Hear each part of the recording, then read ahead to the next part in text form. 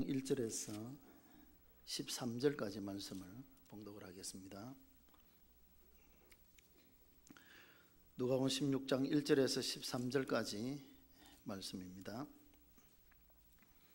또한 제자들에게 이르시되 어떤 부자에게 청지기가 있는데 그가 주인의 소유를 낭비한다는 말이 그 주인에게 들린지라. 주인이 그를 불러 이르되 내가 네게 대하여 들은 이 말이 어찌 됨이냐. 네가 보는 일을 셈하라. 청지기 직무를 계속하지 못하리라 하니 청지기가 속으로 이르되 주인이 내 직분을 빼앗으니 내가 무엇을 할까. 땅을 파자니 힘이 없고 빌어먹자니 부끄럽구나. 내가 할 일을 알았도다. 이렇게 하면 직분을 빼앗긴 후에 사람들이 나를 자기 집으로 영접하리라 하고 주인에게 빚진 자를 일일이 불러다가 먼저 온 자에게 이르되 네가 내 주인에게 얼마나 빚졌느냐. 말하되 기름 100말이니이다. 이르되 여기 네 정서를 가지고 빨리 앉아 50이라 쓰라 하고 또 다른 이에게 이르되 너는 얼마나 빚졌느냐. 이르되 밀 100석이니이다. 이르되 여기 네 정서를 가지고 80이라 쓰라 하였는지라. 주인이 이 옳지 않은 청지기가 일을 지혜 있게 하였으므로 칭찬하였으니 이 시대의 아들들이 자기 시대에 있어서는 빛의 아들들보다 더 지혜로움이니라. 내가 너에게 말하노니 불의의 재물로 친구를 사기라. 그리하면 그 재물이 없어질 때에 그들이 너희를 영주할 처소로 영접하리라. 지극히 작은 것에 충성된 자는 큰 것에도 충성되고 지극히 작은 것에 불의한 자는 큰 것에도 불의하니라. 너희가 만일 불의한 재물에도 충성하지 아니하면 누가 참된 것으로 너희에게 맡기겠느냐. 너희가 만일 남의 것에 충성하지 아니하면 누가 너희의 것을 너희에게 주겠느냐. 집주인이 두 주인을 섬길 수 없나니 혹 이를 미워하고 저를 사랑하거나 혹 이를 중히 여기고 저를 경히 여길 것임이니라. 너희는 하나님과 재물을 겸하여 섬길 수 없느니라. 아멘. 할렐루야. 찬양대 찬양하겠습니다.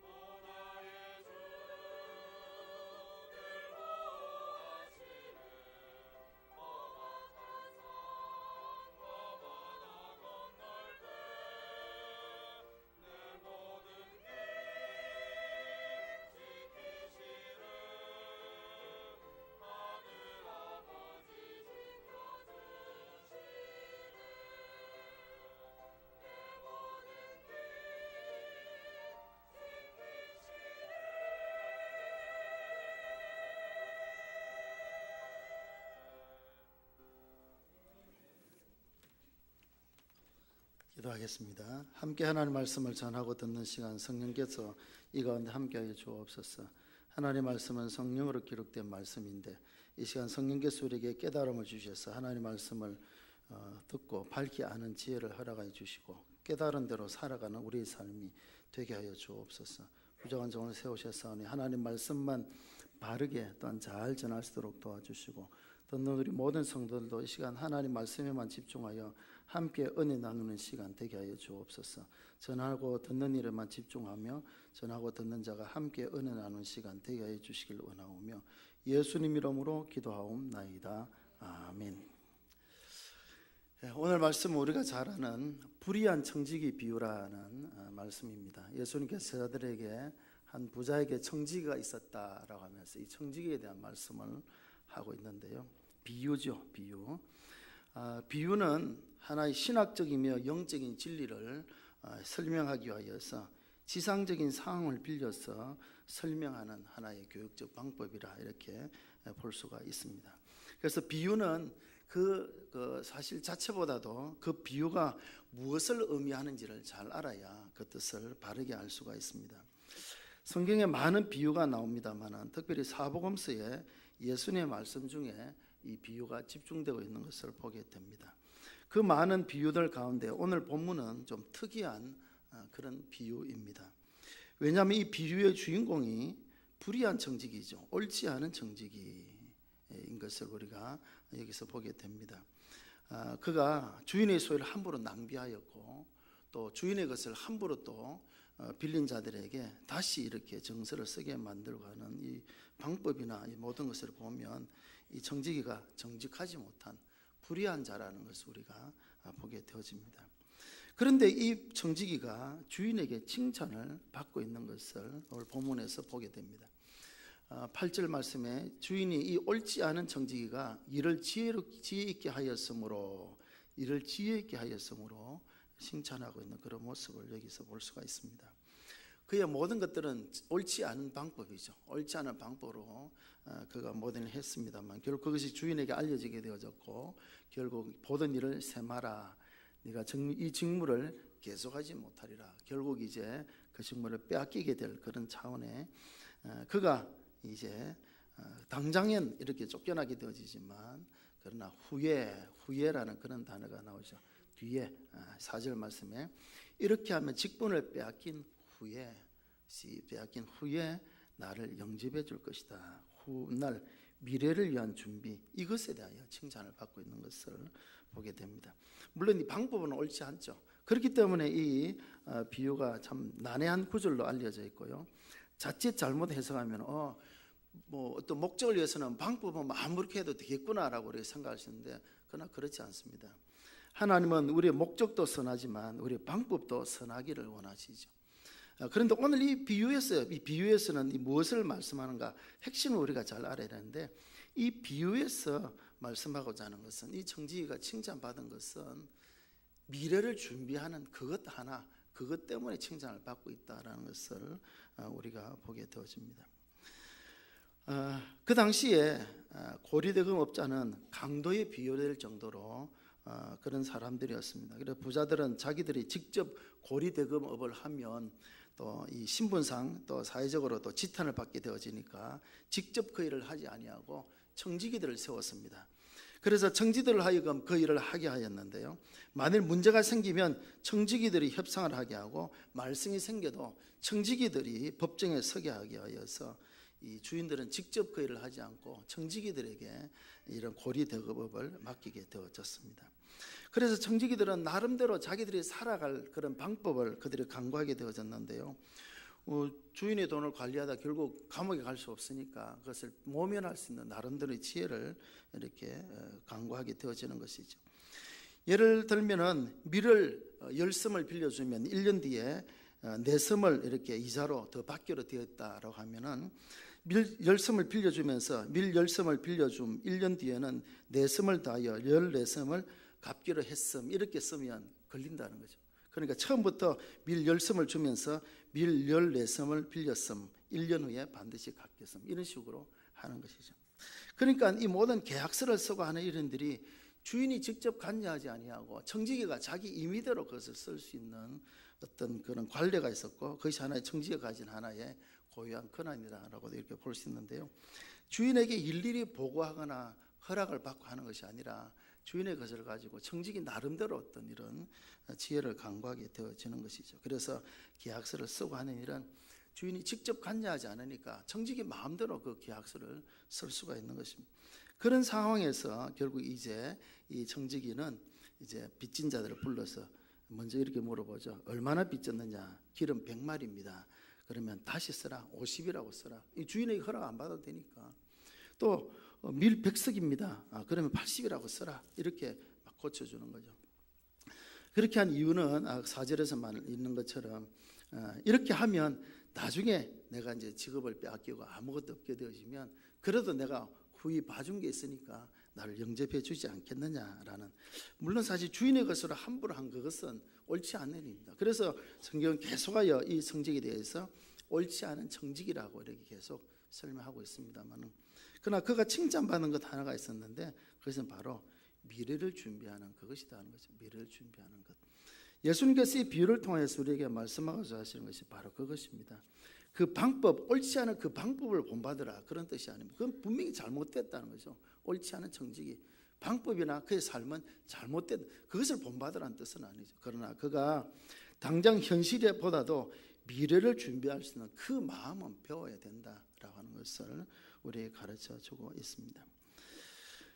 이 불의한 청지기, 옳지 않은 청지기가 있어서 그가 이제 무엇을 깨닫게 되어졌는가 하면, 처음에는 주인의 것을 함부로 낭비했습니다. 1절에 보니까 주인의 소를 함부로 낭비했다는 것은 자기가 주인인 것으로 착각을 한 거죠.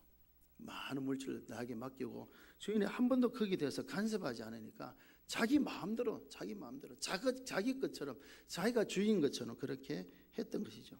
그러나 어느 날 갑자기 주인에게 불려갑니다.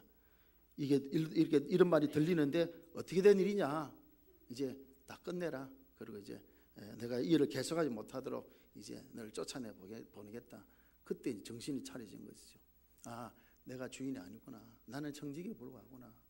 내가 내 마음대로 할 수 있는 것이 아니구나 하는 것을 깨닫게 되어진 것이죠. 깨닫고 나니까 그가 이제 정신이 바짝 들게 되어졌고요. 당장 주인의 소유를 낭비하면서 흥청망청 그렇게 현실의 쾌락으로 살아가던 그가 이제는 미래를 걱정하고 미래를 준비하게 되어졌다라고 하는 것입니다. 불의한 청지기는 비록 삶은 잘못 살았습니다만은 그런 가운데에 깨닫게 되어진 거죠. 내가 누구인지 대해서 그가 깨닫게 되어졌고, 그래서 정신을 차리게 되어진 것을 보게 됩니다. 내가 누구냐라고 하는 것이 자존감이라 그러는데요. 자존심과는 좀 다르죠. 자존감, 내가 누구냐라는 자존감. 이 긍정적 자존감을 가진 사람은 매사에 활기가 있고 또 긍정적인 삶을 삽니다만은, 부정적인 자존감을 가진 사람 늘 우울함에 빠지고 삶을 비관하는 그런 모습들로 나타나기 쉬운데요. 건전한 자존감을 이제 우리가 가져야 되죠. 본문에서 우리가 이 청지기에서 이렇게 통하여서 우리 삶을 한번 돌아보며 깨닫게 되는 것은 내가 누구냐를 바로 알아야 된다는 거죠. 그것을 알지 못하니까 결국 주인의 행사를 하게 되어지고 주인의 소유를 마음대로 낭비하게 되어지고 제 것인 것처럼 마음대로 쓰는 것, 결국 그것이 주인에게 책망받게 되어지고 쫓겨나게 되어진 것을 보게 됩니다. 본문에서 우리에게 말하는 자존감은 청지기로서의 자존감을 가져야 된다라고 하는 것입니다. 우리는 많은 사람들이 그렇게 이야기합니다. 내 집이니까, 내 재산이니까, 내 소유니까, 내 생명이니까 누가 뭐래, 이런 식으로 말을 할 수 있습니다만, 그러나 성경 분명히 우리에게 말씀하기를 우리는 청지기에 불과하다고 성경은 말씀하죠. 주인이 계신데 오직 그분은 오직 하나님만이 우리 주인이시다라고 그렇게 우리는 고백을 하고 있습니다. 우리의 가진 물질과 우리 시간과 우리 재능 또는 은사에 대해서도 우리는 청지기라는 것을 성경은 우리에게 말씀해 주고 있습니다. 심지어는 시편 127편에 가서 보면 우리에게는 자식조차도 하나님 주신 기업이다. 하나님께 우리에게 맡기신 것이지 내가 낳았다고 내 자식이 아니다는 것이죠. 하나님께서 맡기신 것이다 라는 성경 우리에게 말씀하고 있습니다. 오늘 말씀 가운데서 우리가 깨닫게 되는 것은 세 가지를 우리가 깨닫게 되는데요. 첫째는 무엇인가 하면 내가 청지기라는 사실을, 그것을 그가 깨닫게 되어졌죠. 나는 관리자다. 청지기란 말은 다시 말해서 관리자라는 그런 뜻이 되어지는데요. 이 그 청지기는 주인이 아닙니다. 주인이 아니고 주인의 것을 관리하는 사람이죠. 관리하는 사람.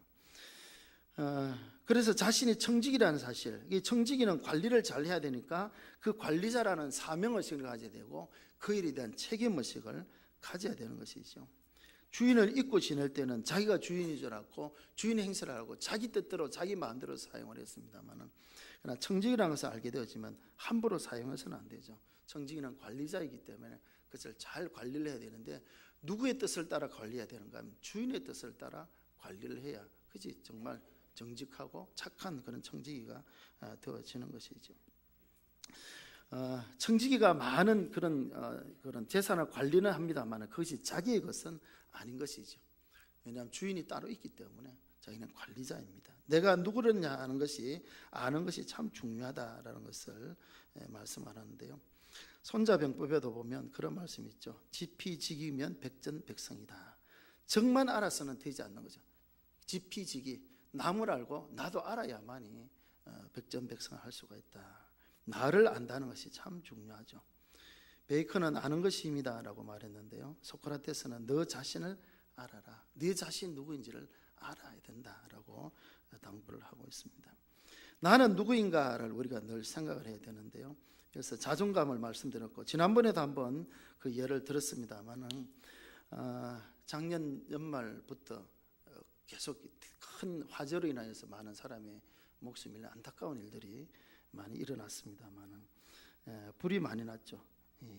맹렬히 타는 불길을 다 살기 위해서 그것을 뛰쳐나옵니다. 심지어는 옷도 제대로 입지 못하고 기증품 다 가지지 못하고 맨몸으로 겨우 있게 피해 나옵니다만은, 그러나 그 맹렬히 타는 불길을 향하여서 다시 그 불로 뛰어드는 사람들이 있습니다. 누굽니까? 소방관들이죠. 소방관들. 혹시 불 속에 한 사람이라도 사람이 남아있지는 않는지 가서 구출하기 위해서 불 속으로 뛰어드는 소방관들이 있죠. 그런 다치기도 하고 심지어는 죽기도 합니다만은 그 뜨거운 맹렬한 불, 모두가 두려워하는 그 불길을 향해서 뛰어듭니다. 왜? 소방관이기 때문에. 내가 소방관이라는 그런 자존감이 있기 때문에 많은 사람 두려워서 피해 나오지만 그 불길로 다시 뛰어들어가게 되는 것이죠. 불을 끄다가 가장 많이 다치는 사람이 누군가 하면 가장 충성심이 많은 소방관이 제일 많이 다치게 되는 거죠. 왜? 남보다 앞서가니까, 위험한 일을 자처하니까 충성스러운 사람들이 더 많이 다치는 것을 보게 되는데요, 중요한 것은 내가 소방관이라는 그런 자존감이 있기 때문에 그 불길을 뛰어들게 되는 것이죠. 비슷한 예가 빗발같이 떨어지는 그 포탄을 뚫고 전쟁터로 다시 올라간 사람들이 있죠. 많은 사람들은 삶의 터전을 포기하고 정말 생업을 포기하고 그 길을 빠져나오지만 그 길을 향해 다시 거슬러 올라가는 사람들이 있지 않습니까? 결국 군인들이죠. 군인들. 나라와 참 이 국민들을 지키기 위해서 목숨을 던져서 그 적군과 싸우기 위해서 올라가는, 내가 군인이라는 그 자존감이 있기 때문에 그거로 가게 되어지는 것이죠. 청지기가 청지기로서의 자존감이 있다고 하면 함부로 할 수가 없습니다. 내가 청지기다. 나는 관리자다. 이 관리를 잘해야 된다. 주인의 뜻을 따라 관리를 잘해야 된다는 그 자존감이 있다고 하면 함부로 할 수가 없는 거죠. 이 청지기는 처음에는 그렇지 않았습니다만 뒤에 정신을 차리고 보니까 내가 청지기구나를 뒤늦게 깨닫게 되어진 것이죠. 그러니까 그의 삶이 달라지는 것을 보게 되어집니다. 청지기는 주인이 아닙니다. 주인이 달라 그러면 언제든지 다시 내어줄 수밖에 없습니다. 여기 2절에 나와 있지 않습니까? 네가 보던 일을 세마라. 청지기 직무를 계속하지 못하리라. 그 한마디면 끝나는 거예요. 그냥 그 한마디면 끝나는 거죠. 왜? 주인이 다시 달라고 하니까 거기는 뭐라고 변명할 수도 없는 것이죠. 누가복음 12장에 나오는 한 부자 이야기. 이 사람 농사를 잘 지었지 않습니까? 곳간에 다 덜어넣지 못할 정도로 많은 수확을 얻었죠. 정말 농사를 지어서 그렇게 수확하기가 쉽지 않지 않습니까? 얼마나 지혜로운 사람입니까? 농사도 아무나 하는 것이 아니지 않습니까? 엄청난 수확을 얻었습니다. 그래서 내 영혼아 열에 썰 물건을 많이 쌓아두었으니 평안히 쉬고 먹고 마시고 즐기자라고 생각을 했는데, 이 사람이 두 가지 잘못 생각했죠. 첫째로 세상 물질을 가지고 영혼의 양식을 삼으려는 어리석음. 또 하나는 내 영혼아 내 생명 내 것이다라고 생각했습니다만, 어리석은 자여 오늘 밤에 내 영혼을 도로 찾으리니, 그러면 네가 준비한 것이 누구의 것이 되겠느냐? 내 영혼을 도로 찾는다. 찾는다는 것은 뭡니까? 주인이 가져가는 거죠. 주인이 아는 사람이 가져간 것은 빼앗는다, 뭐 도둑질한다 그렇게 하지만, 찾는다는 말은 주인이 다시 돌려 가져간다면 그 영혼의 주인이 자기가 아니었다는 것을 몰랐다는 거죠. 그 영혼의 주인이 누구이십니까? 하나님이시죠. 하나님께서 그 영혼을 도로 찾아가시면 아무것도 아니라 그것을 몰랐기 때문에 그 농사를 잘 지었던 지혜로운 그 농부를 가리켜서 어리석은 자다, 다시 말하면 바보와 같은 자다라고 성경 그렇게 말씀을 하고 있습니다. 자기가 누구인지를 모르고 있는 거죠. 자기가 누구인지를. 이 불의한 청지기는 비록 늦었지만 자기가 누구인지를 그가 알게 되어졌습니다. 아, 나는 청지기구나. 내가 주인의 뜻을 따라 잘 하지 못했구나. 그게 나는 결국 쫓겨나게 될 것이다. 그러면 그 다음을 내가 준비해야 되겠다라는 그런 생각을 가지게 되어진 것입니다. 그래서 이제 그가 두 번째 깨달은 것은 무엇인가 하면, 주인이 있다는 것을 그가 깨닫게 되어진 것이죠.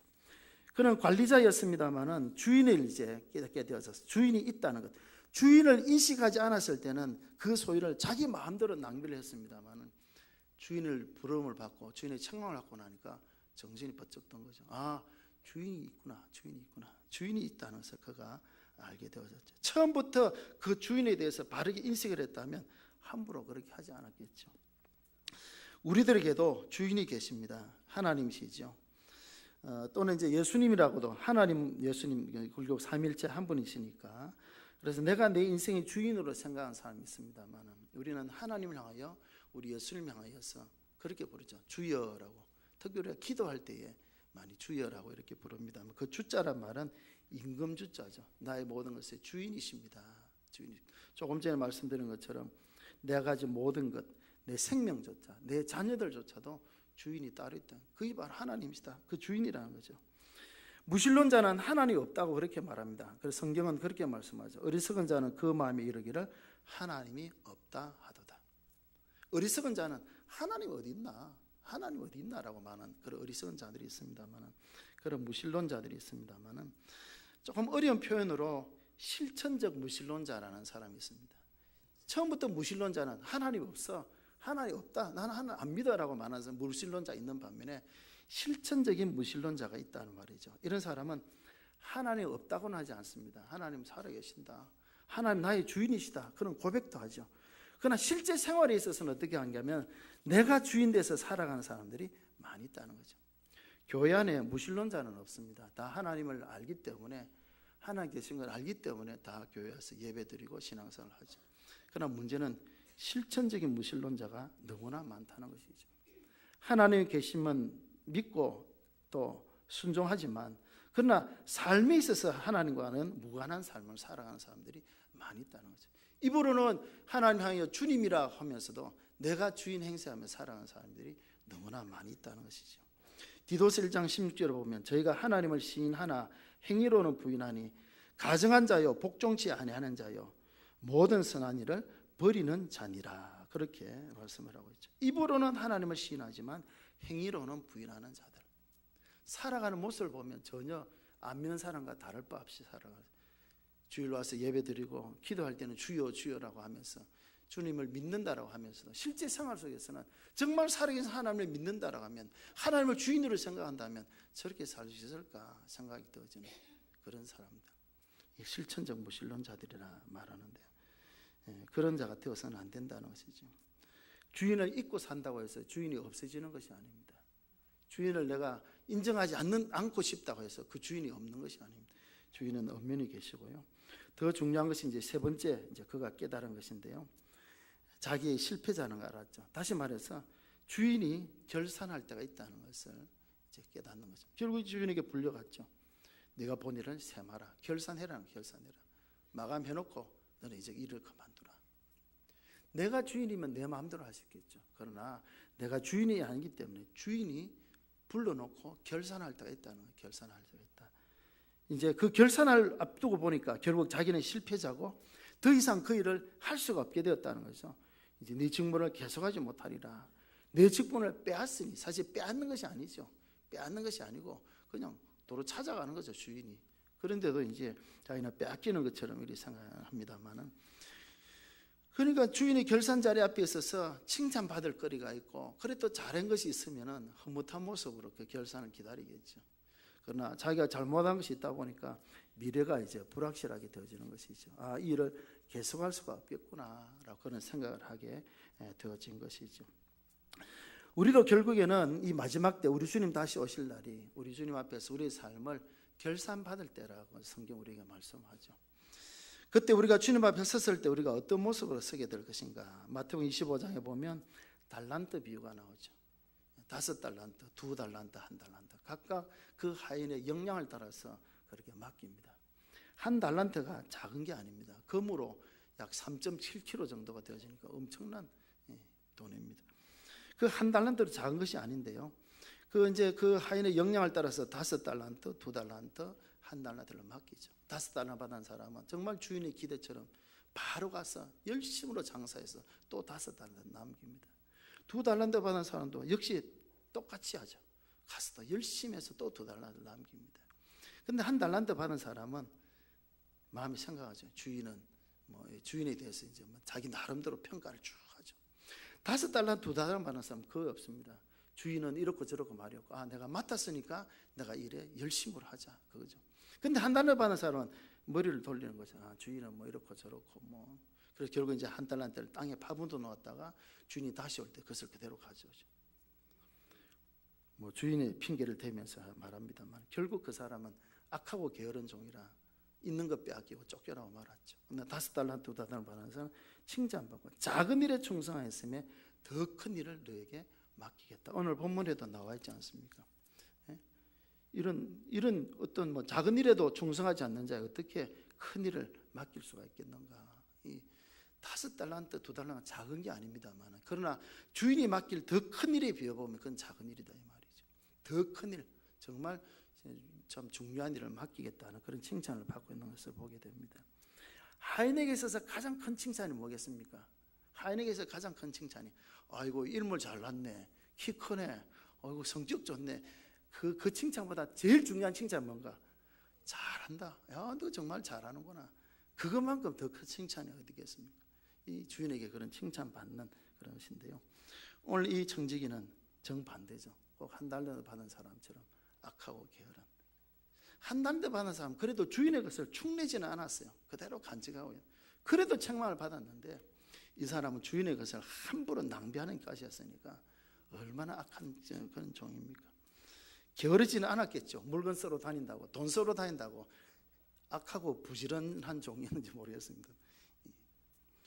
결국 그는 주인에게 있어서 결산받을 때인 것을 알게 되었고요. 쫓겨나기 직전까지 그는 나름대로 그 짧은 시간, 며칠 더 가겠습니까? 그 짧은 기간 동안에 나름대로 지혜를 동원해서 그의 미래를 위해서 예비하는 그런 모습, 그것을 칭찬하고 있다는 것을 우리가 보게 되어지죠. 본문에 옳지 못한 청지기는 그래서 약삭빠른 행동을 합니다. 세상 사람과 똑같은 행동을 하죠. 그럼에도 불구하고 예수님의 비유를 통해서 이 사람 칭찬한 이유는 무엇인가? 그래도 미래를 준비하는 마음이 있었다라는 것입니다. 미래를 준비하는 마음. 우리도 이런 언젠가는 주님의 심판대 앞에 설 날이 있다는 것을 기억하면서 준비하는 삶을 살아가는 그런 우리가 되어야 된다는 것입니다. 그렇지 못하면 우리가 결국 어리석은 자가 되어지죠. 이제 주님 오실 날이 얼마나 남지 않았다라고 우리는 말을 하고 있습니다. 말세지말이다. 정말 우리 주에 일어난 일들을 보면 예수님께서 말씀하셨던 말세지말의 일들이 정말 우리 주에서 그대로 일어나고 있습니다. 지진의 소식들, 기근의 소식들, 또 난리의 소식들, 정말 우리 주에 그런 일들이 일어나고 있지 않습니까? 많은 이단들이 행행할 것이다. 이 양산에도 많은 이단들이 들어왔습니다. 이단들이 너무나 많습니다. 정말 주님 말씀하셨던 마지막 때도 그대로 일어나고 있는데요.